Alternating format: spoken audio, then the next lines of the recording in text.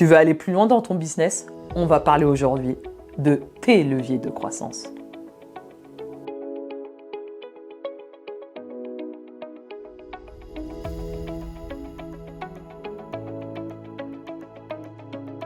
Un levier de croissance, c'est une action qui te permet de gagner plus ou de diminuer tes coûts. Ce qui te permet d'augmenter ton chiffre d'affaires, d'améliorer ta marge, de te payer plus et d'avoir plus de temps libre pour faire des activités qui te font plaisir. Ce sont des stratégies simples et activables pour ton business. On ne parle pas de techniques opaques, on va parler de stratégies simples.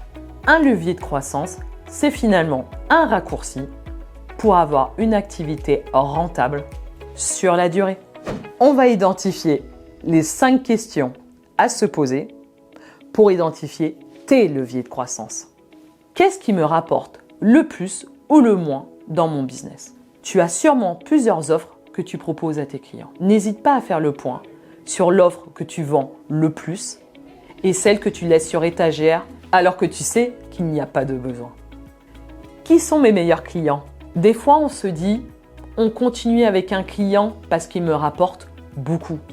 Mais en réalité, est-ce qu'il te rapporte beaucoup, mais est-ce qu'il n'est pas chronophage pour ton activité? Donc, il est important de se poser la question du bon et du moins bon client, sans dire mauvais.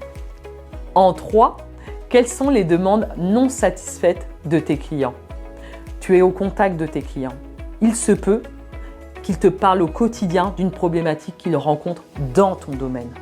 4. Quelles sont les tendances de mon secteur? Tu as peut-être entendu parler d'une évolution incontournable de ton secteur. 5. Quelles sont les petites améliorations qui pourraient avoir un grand impact sur ton activité? N'oublie pas, la loi de Pareto, c'est 20% des actions qui permettent de générer 80% des résultats. Tes leviers de croissance sont déjà dans ton business. Le plus important aujourd'hui, c'est de savoir les repérer. On va se donner 3 exemples concrets pour identifier ces leviers de croissance. Je vais te prendre le premier exemple. C'est de proposer, pourquoi pas, des ventes additionnelles ou de la montée en gamme. Je peux prendre l'exemple d'un graphiste qui aujourd'hui proposerait uniquement de faire du logo à un de ses clients. Et pourquoi pas, il proposerait également une charte graphique complète. Le deuxième exemple, c'est la synergie, le partenariat. L'objectif de ce partenariat, c'est d'étoffer votre audience.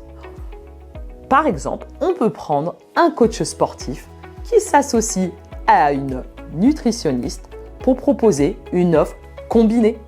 Le troisième exemple, c'est d'automatiser certaines tâches. On pourrait prendre l'exemple des devis, des factures et des relances.